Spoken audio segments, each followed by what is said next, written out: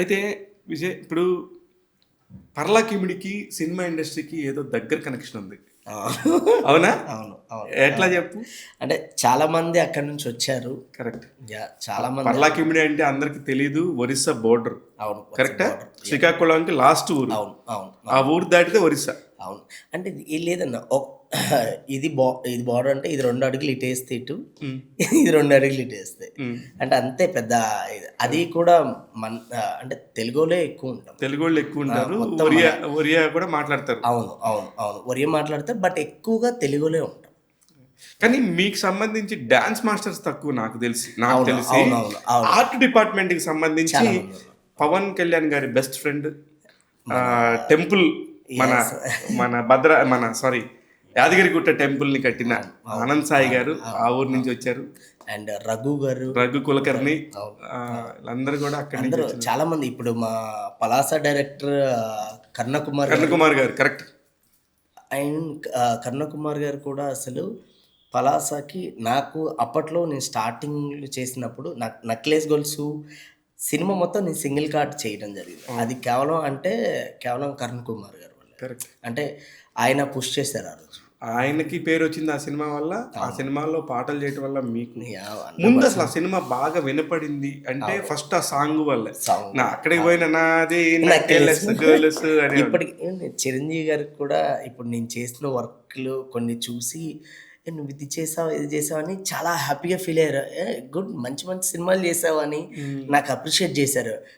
Even మొన్న రీసెంట్గా వచ్చిన తేజస్ మన వైబ్ ఉంది మిరై, బేబీ దాని గురించి చిరంజీవి గారు చాలా పర్టికులర్గా నాకు ఆ ఫ్లూట్ మూమెంట్ చాలా బాగా నచ్చింది అన్నాను. అంటే ఇంకా అంతకన్నా హ్యాపీనెస్ ఏముంది. కానీ ఒకప్పుడు డాన్స్ మాస్టర్లు అనగానే పలానా పాట గురించి చెప్పేవాళ్ళు. ఇప్పుడు ఒక హుక్ స్టెప్ అంటారు. అవును. అసలు అది కేవలం మీరు వచ్చినాక, అంటే ఈవెన్ కొంత ఇందిరా సినిమాలో అప్పుడు కానీ దానికి పేరు పెట్టలా, అరే భలే స్టెప్ అన్నాడు, కానీ ఒక హుక్ స్టెప్ కావాలి అనేది అయితే లేదు. హుక్ స్టెప్ అనేది ఇప్పుడు వీణా స్టెప్ అని, అంటే నిజంగా నాకెంత అదృష్టం అంటే ఏ వీణా స్టెప్ చూసి నేను డాన్స్ స్టార్ట్ చేశాను, మళ్ళీ చిరంజీవి గారికి నేను కంపోజ్ చేయడం, అండ్ అదే చిరంజీవి గారికి నేను రీక్రియేట్ చేయడం వీణా స్టెప్ అనేది ఇప్పుడు మన సాంగ్లో వీణా స్టెప్ ఉంటుంది. సో ఇలా అంటే మళ్ళీ చాలా కాలం తర్వాత ఆయన వీణా స్టెప్ చేయడం, అది నేను కంపోజ్ చేయడం, నాకు అదృష్టం దక్కడం నిజంగా ఎంత. కానీ మాకు చిరంజీవి గారు చేయటం వీణా స్టెప్ ఏమో, కానీ దాన్ని చూసి వందల మంది చేశారు, ఏది ఆర్టిస్టులు. అవును. డిఫరెంట్ సినిమాల్లో కామెడీ పంచుల్లాగా పెడతారు. అవును. అవును. చాలా చాలా. అయితే ఈ పర్టికులర్ టైంలో ఒక పీరియడ్ ఉంటుంది, స్టార్ట్ టు ఒక్క పాట వస్తే బాగుండు, నన్ను నేను ప్రూవ్ చేసుకోవాలనే సందర్భం ఉంటుంది. ఆ ఒక్క సందర్భం వచ్చేదాకా ఎలా ఎదురు చూసావు? అప్పుడున్న పెయిన్ ఏంటి? అంటే నేను యాక్చువల్లీ డాన్సర్గా చేసినప్పుడు, టు బీ ఫ్రాంక్, నేను డాన్సర్గా ఎక్కువ సాంగ్స్ చేయలే. నాకు తెలిసి ఒక 25 అంతే. అంతే అంతే అంతే కొన్ని వందల సాంగ్స్ చేసిన వాళ్ళకి కూడా మాస్టర్ అవ్వడానికి రాదు. 25-30 సాంగ్స్ అంతే, అంతకు మించి ఎక్కువ లేదు. సో అలాంటిది నేనేంటంటే ఇలా చేస్తుండగా నాకు ఎందుకో తెలీదు, నేను యాక్చువల్లీ కార్డు తీసుకోవడానికి రీజను మన రామ్ పోతినేని గారు, రామ్ గారు. యాక్చువల్లీ నేను అప్పట్లో 2013 ఆ టైంలో ఒక చిన్న వీడియోస్ తీసి అప్లోడ్ చేసేవాడిని మన యూట్యూబ్లో. సో అది చూసి రామ్ గారు పిలిపించి, నువ్వు కొరియోగ్రఫీ చాలా బాగా చేస్తున్నావు, నువ్వు కార్డు తీసుకో అని చెప్పి ఆయన అప్పుడు చెప్పారనమాట. ఓ, నేను కూడా కొరియోగ్రఫీ చేయొచ్చా అనే ఆలోచన క్రియేట్ అయింది అప్పుడు. అంటే నేను చిరంజీవి గారిని చూసి నేను ఇండస్ట్రీకి రావాలి, ఇక్కడ నేను డాన్స్ నేర్చుకోవాలి అనేది అది ఉంది, కానీ నాకు కొరియోగ్రాఫర్ అవుదామనే ఆలోచన క్రియేట్ చేస్తుంది యాక్చువల్లీ రామ్ గారు. సూపర్. అయితే రామ్కి రుణపడిపోయావు? అయితే ఎప్పటికీ ఆయనకి రుణపడి ఉండిపోతాను నేను. కానీ ఇప్పుడు కొరియోగ్రాఫ్ చేయాలి, అసలుకి దాన్ని యూట్యూబ్లో పెట్టాలనే ఆలోచన రావటం చూసావా? అవును. ఒక ఐడియా జీవితాన్ని మార్చేస్తుంది కదా. నిజంగానే ఐడియా ఎలా వచ్చింది మీకు? అంటే చాలా మంది చేస్తారు డాన్స్. అవును. అవును. అప్పటికి నాకు తెలిసి 2013-14 అంటే ఐఎమ్ నాట్ షూర్ అంత పెద్ద అసలు లేదు. ఏం లేదు. అసలు ఏమి ఉండేది కదా. మరి అప్పటికే మరి నీకు ఆ నాలెడ్జ్ ఎలా వచ్చింది? ఏమో తెలీదు. అంటే నాకు అప్పుడే ఏమో ఒక కొరియోగ్రాఫ్ చెయ్యాలి. చిన్న చిన్న వీడియోలు తీసుకోవాలి. ఇంతే కెమెరా ఒకటి ఉండేది. ఆ కెమెరా అది కూడా వేరే ఒక క్లాస్‌లో ఒక మేడంది తీసుకొని కెమెరా తీసుకొని మేము రికార్డ్ చేసుకొని, మళ్ళీ వాళ్ళకిచ్చి మెమరీ కార్డ్ పెట్టుకొని, అది నెట్ షాప్‌కెళ్ళి అక్కడ డౌన్‌లోడ్ చేసుకొని. అదంతా అది వేరే అసలు. అప్పట్లో ఏంటంటే ఎడిటింగ్ నేర్చుకోవాలంటే నెట్ షాప్‌కెళ్ళి చాలాసేపు అక్కడ ఎడిటింగ్ ఆన్‌లైన్‌లోనే ఎడిటింగ్ నేర్చుకొని అలా టైం స్పెండ్ చేసేవాళ్ళం అసలు. ఆడియో ఎడిటింగ్, వీడియో ఇది ఎడిటింగ్. బ్యూటిఫుల్ కదా యాక్చువల్లీ. ఆ!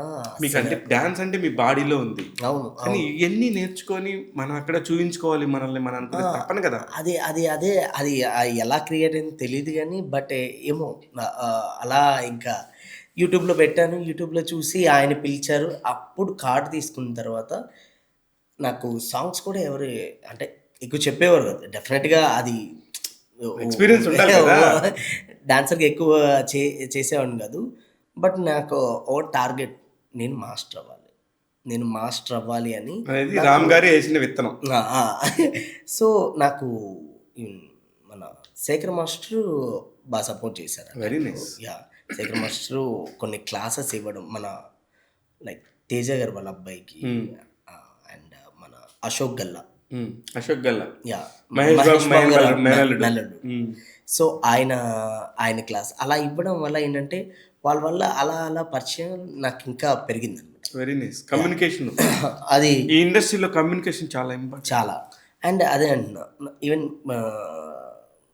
శేఖర్ మాస్టర్ కూడా విజయ్ నువ్వు క్లాస్ నేను చెప్పే వరకే చెప్పాను. బట్ నువ్వు ఒక క్లాస్ చెప్తూ అశోక్‌కి నువ్వు సాంగ్ చేయడం, నీకు ఫస్ట్ టైమ్ 100 డాన్సర్లు ఇచ్చి నీకు ఒక సాంగ్ ఇవ్వడం అంటే నీ మీద ఎంత నమ్మకం లేకపోతే తన ఫస్ట్ మూవీలోనే ఫస్ట్ సాంగ్ 100 మెంబర్స్‌తో నీకు ఇవ్వడం అనేది మామూలు విషయం కాదు అన్నాను.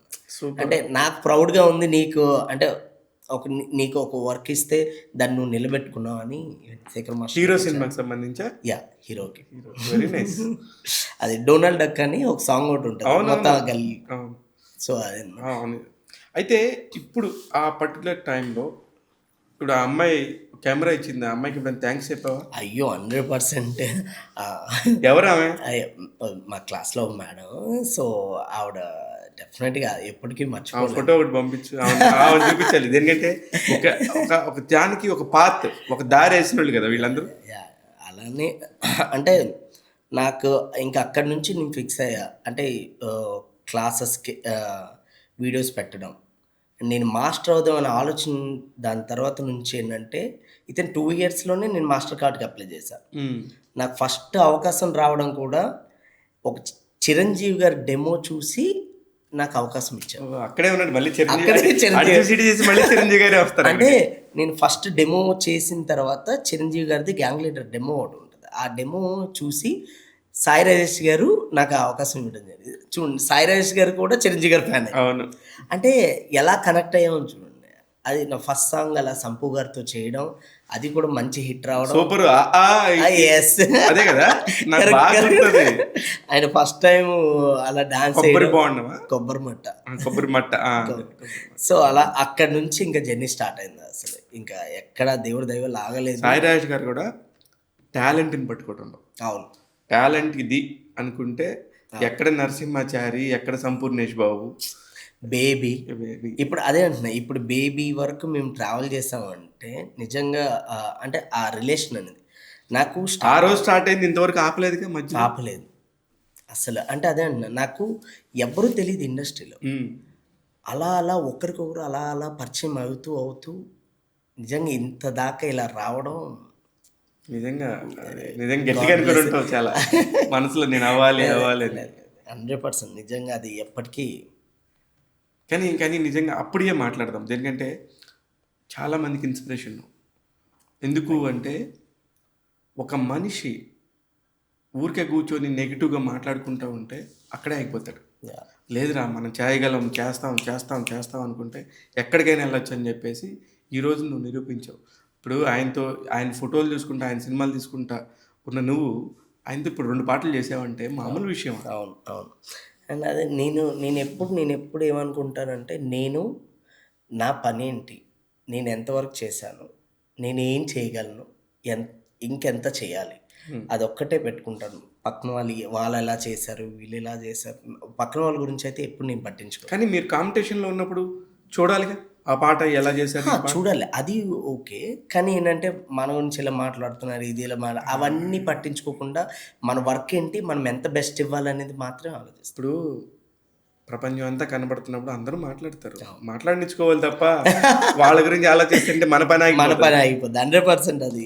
కరెక్టే కదా! కరెక్ట్. అందుకని అయన్నీ ఆలోచించొద్దు. నీలాంటోళ్ళు ఆలోచిస్తే 10 మందికి పని పోతది. ఆలోచించకుండా ముందుకెళ్తే ఇంకో 10 మందికి అన్నం దొరుకుతది. యాహ్! ఖచ్చితంగా. రైట్. 100%.